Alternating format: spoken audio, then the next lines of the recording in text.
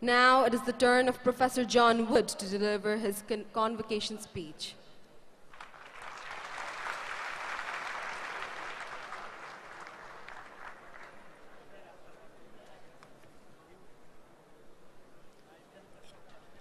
Thank you very much. Okay. The Honourable Education Minister, Mr. Nurul Islam Nahid, Member of Parliament, designated by His Excellency Mr. Mohammed Abdul Hamid, the Honourable President of the People's Republic of Bangladesh, and the Chancellor of the World University of Bangladesh, the Honourable Vice-Chancellor of the World University of Bangladesh, Professor Emeritus Abdul Mannan Choudhury. The special guest of today's convocation, Professor Abdul Mannan, Chairman of the University Grants Commission, the members of the Board of the Trustees of the University, the administrators of this university, the academics of this university, and you, the graduates, of whom this session is arranged, good morning. First, a very big thank you to the university for inviting me here today to make this lecture. What a wonderful day it is to be here. I've attended many graduation ceremonies, none quite as colourful as this one. So thank you very much indeed. So first of all, can I offer my congratulations to all of you who are graduating here today and to celebrate your considerable achievements. I remember how hard it is to get to this point, and you have done very well in your education to actually got to the end. And in that effort, you have been amply supported, I am sure, by others, by your parents, your family, your teachers, your supervisors, perhaps partners, and other support staff in this endeavour, and they will be equally pleased as I am of your achievement. However, we're here to say well done, as I've already said, and your wonderful university, the World University of Bangladesh, has come a long way in such a short time. It's started to gain an international reputation, which I'm sure will continue to grow. The university's website, and hearing from the Vice-Chancellor of the last day or so, starting to see a dynamic and expanding curricula, and also to your move to the new campus, I'm sure will be very greatly appreciated by students in the days to come. This university stands, and I was talking to your minister beforehand, to develop the youth and talent of this country, to find solutions for the challenges that confront this world. A tall challenge, but one I'm sure you're able to take on board. In many ways, my own organisation, the Association of Commonwealth Universities, which your university belongs to, as you've already heard, is here to assist this global and international linkage. More and more universities are forming networks around the world, both for teaching and for research. The ideas of split undergraduate and postgraduate degrees are becoming more normal. And next year or the year after, it is estimated that about 10 million students will study in another country, and quite possibly in a language that is not their own. This is a massive movement, and it's a hallmark of a true international university that it takes part in these ambitions.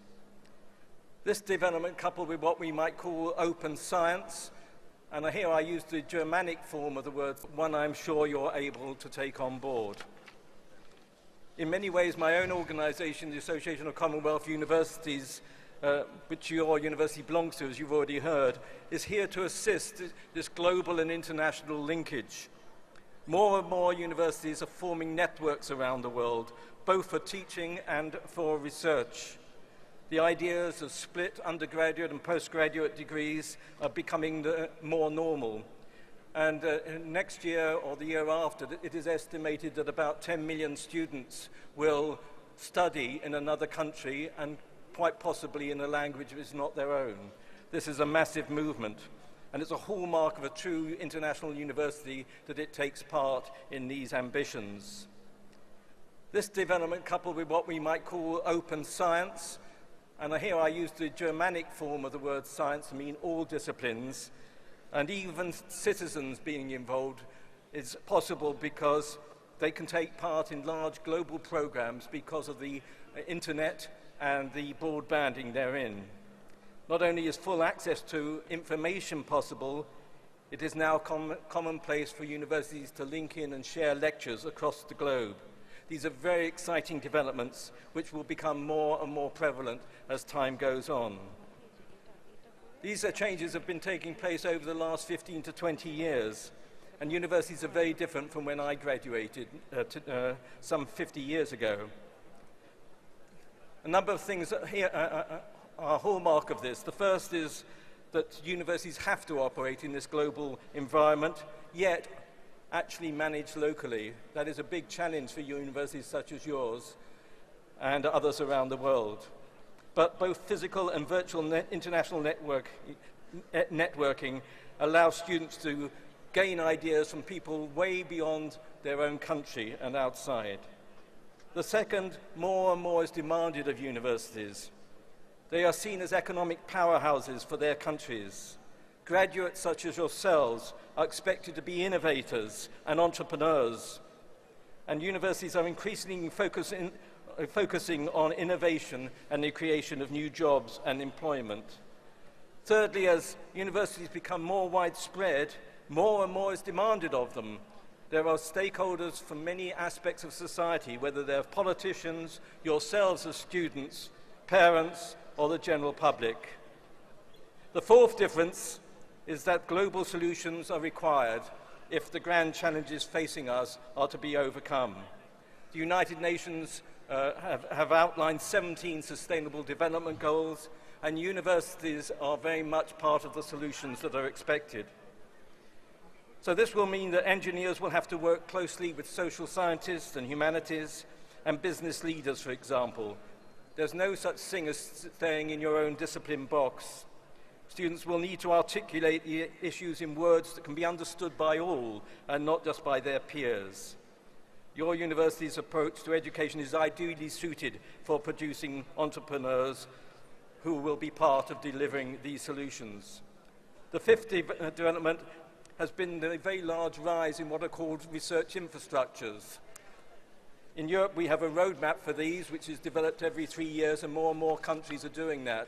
These are not just physical infrastructures, they're also virtual infrastructures, and come into disciplines such as humanities, social sciences, biomedical engineering, as well as physical sciences and engineering in general. One example of this is the Square Kilometre Array, which is about 600 radio telescopes being dotted around southern Africa and in Australia. These are all linked together. Now, why does South Africa, who are leading this, want to take part in it? First, it is about developing new industries and developing new technologies.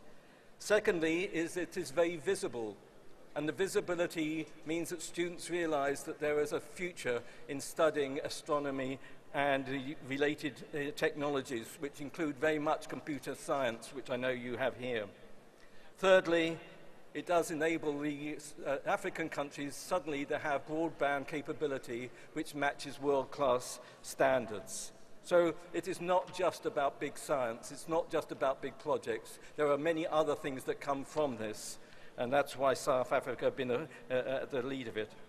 Now, I've had a very varied career, and I hope it will go on for a little bit longer, but I regard you as becoming professionals in what you do.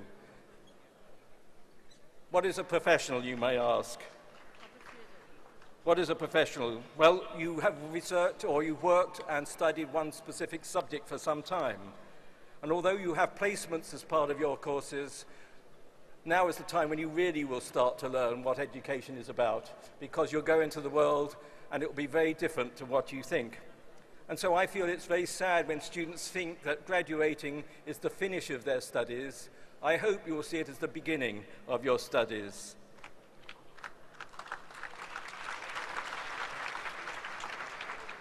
In my association of Commonwealth universities, we have almost 550 universities around the world who share common values and about our responsibility to society and the people of this world. Your university has stated in its vision document that it is consistent with our values. The vision of the university is to create leaders who will make his or her brain as their tiniest factory, capable of making enormous contributions to economic emancipation and social and well-being. These are the challenges that you will face in the very near future. They are also the greatest opportunities that you have. I often quote and start a lecture with the words of a poet called Edwin Muir, who was Scottish, and 60 years ago he wrote, "The world's great day is growing late. The world's great day is growing late." As we move to 9 billion people on this planet, and trying to make our planet sustainable, there are very big challenges in the area of food, water supply, and health, and so on. You, I hope, will be part of that solution. One of the delights of my job is to see universities collaborating. Jamal Sami, who used to be head of universities at the World Bank, talks about the I-Professor, the professor sharing positions in many universities in many countries, linked by the internet. Education and research are global, the challenges are global, and the responsibility for the Earth and its future belong to all of us, including yourselves. One of the projects that's bringing this to light is something I started 4 and a bit years ago called the Research Data Alliance, which links people who want to share their information globally. It now has gone in 4 years from 0 countries and 0 researchers to over 5,000 researchers sharing information across 114 countries. That is an amazing change in the way universities are operating. And the beauty of it is if you have a link to the internet, it is free. You give your information freely, you take other information freely, and you use it to build models and to build solutions. This is an exciting development which I know as you go forward will become more and more relevant. I was head of engineering at Imperial College in London, and the word engineer can mean many things to many people. It's an adjective, such as I am a civil engineering. I'm looking at the word civil up there. Or I am an electronic or electrical engineer. So it's a noun. I am an engineer. However, I want you to think of it in a different way. It is a verb in English, to engineer. I engineer a solution. And in that case, all of you are engineers if you start to work on the challenges facing us today. Whatever your degree is, you have a responsibility to this country and to this earth. So once again, as I finish, may I express my sincere thanks for the hospitality I've had here from the university, and may I wish you, the graduates, and you, the university, every success in the future. Thank you very much.